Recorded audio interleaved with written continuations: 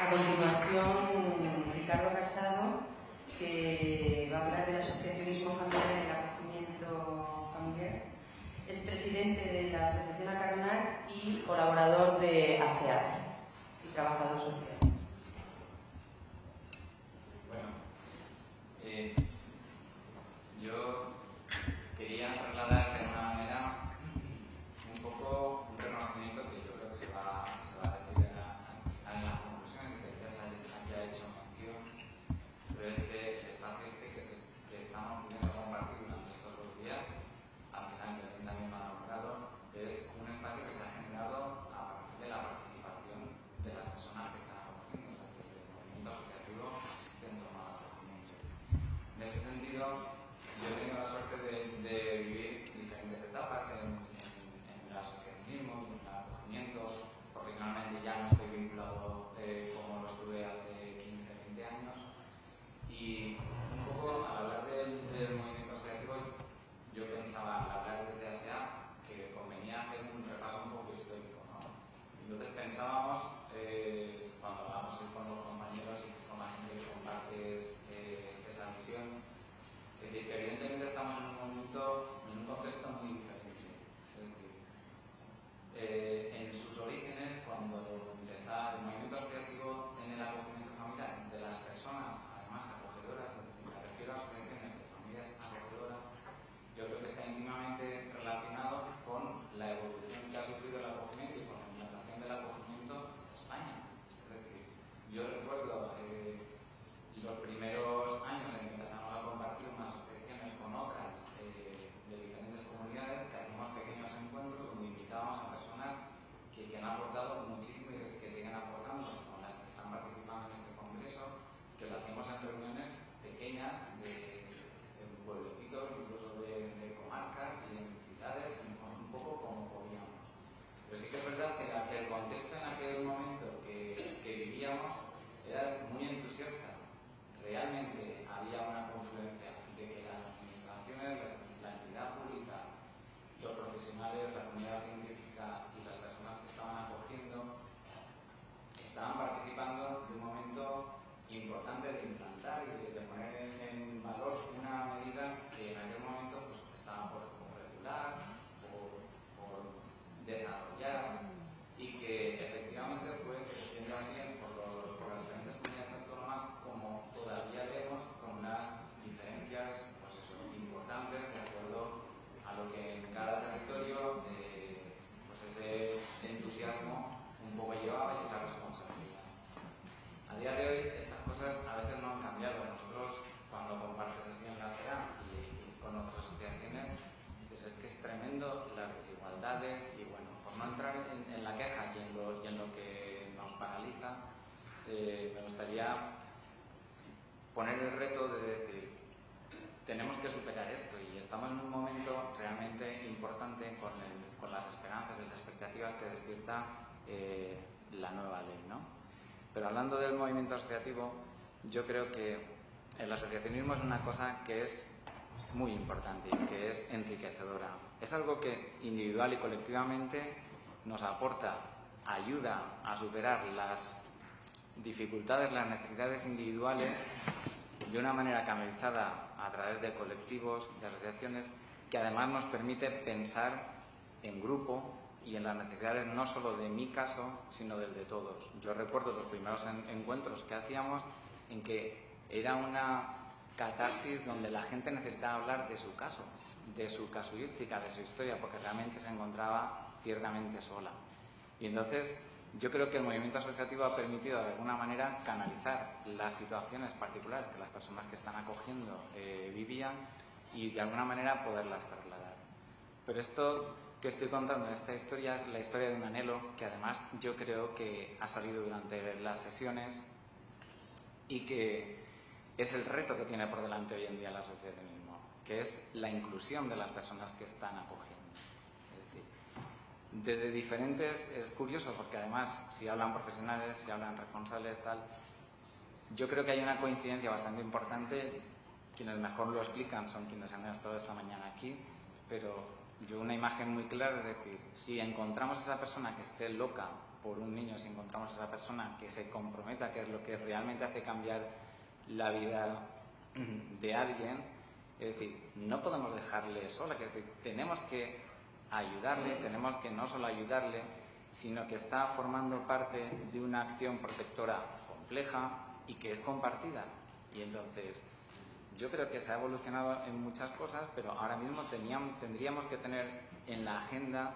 un reto mayor, que es lo de la homogeneidad, lo de tratar de intentar aglutinar todas estas formas de implantar el acogimiento que ha habido por los diferentes territorios, pero yo creo que hay una cosa que ya tiene que estar en la agenda, pero imperiosamente, es de cómo incluir a las personas que están acogiendo, tanto a nivel colectivo, a través de los movimientos asociativos y tal, pero también luego a nivel técnico cuando hablamos del plan de caso. Es decir, las familias, la sensación que se tienen las personas que están acogiendo, es muchas veces no se nombra, es difícil nombrarlo así en foros muy formales, porque parece que no sea muy ortodoxo y esto en una conversación de café es más fácil de hablarlo, pero bueno, yo lo lanzo, ¿no? Es decir, muchas veces la percepción de las personas que están sosteniendo esta medida de protección tan valiosa se sienten como bajo la sospecha. Hay muchísimos prejuicios mutuos entre los profesionales y los acogedores y los profesionales, entre las personas que tienen responsabilidad en organizar esto y quienes están a pie del cañón. Y entonces yo creo que hay una cosa que hay que superar, que es que a las personas que están acogiendo se les mire como sospecha. Es decir, yo recuerdo los primeros programas de formación que abundaban muchísimo por definir el rol. Es decir, necesitamos gente que sepa a dónde entra. Es decir, los test de valoración, las pruebas de fotografías de un modelo, de un estilo familiar, de otro, de la estructura de los perfiles y todo esto, ayudan en la selección, pero no se puede basar en una fotografía fija. Necesitamos gente que no solo se comprometa con un niño, sino que sea capaz de comprometerse en una acción compartida de protección, donde están, como todos sabemos los que estamos aquí, comprometidos diferentes agentes y que es muy compleja en realidad. Entonces necesitamos esa visión de colaboradores. Yo creo que de alguna manera ese reto está por delante. Luego hay otra sensación también, que es que nos hemos ido quedando, las personas que se han ido, que están acogiendo, son un sujeto muy pasivo en el acogimiento. Realmente se les trata muchas veces como pseudo beneficiarios, como que se les está dando algo a ellos, como que ellos son demandantes, que tienen mucho que ver también con la visión de que la adopción como que es algo aparte, ¿no? Es decir, la adopción y el acogimiento están al servicio de los menores que protegemos, es decir, la sociedad. Y esto es un tema que quienes trabajamos con familias es doloroso hablarlo, pero que es mucho más doloroso generar la fantasía de que van a tener un hijo. Cuidado, es difícil. La sociedad tiene obligación de buscar espacios familiares a niños que lo necesitan, pero por muy doloroso que sea, no tiene ninguna obligación de proporcionar niños a personas adultas que quieren tener una experiencia parental o de compartir la vida con un niño. Entonces esto, nosotros creemos desde las asociaciones que es algo que no se tiene en cuenta, que a las personas que están acogiendo, y por lo menos cuando hablo con ellas, se les trata como que son demandantes o son solicitantes. Yo creo que necesitamos acercar y hacer esa inclusión, porque son personas que son realmente quienes aportan el valor, pero un valor además a los equipos terapéuticos tremendo, y tener un poquito más de acercamiento, tender puentes, es decir, salir de esa visión un poco como que quienes, que es muy tópica, ¿no?, de que quienes saben pues son los técnicos y quien está cogiendo, pues bueno, pues a saber, pero además superar esta visión incluso de sospecha, de decir, bueno, esta familia, esta quien, todos formamos parte, con nuestros límites, con nuestras fortalezas y nuestras debilidades. Yo creo que, bueno, el movimiento asociativo está muy vivo, es decir, a pesar de las dificultades, este congreso, yo creo que se han dado, yo acabo ya, este congreso se han dado muchas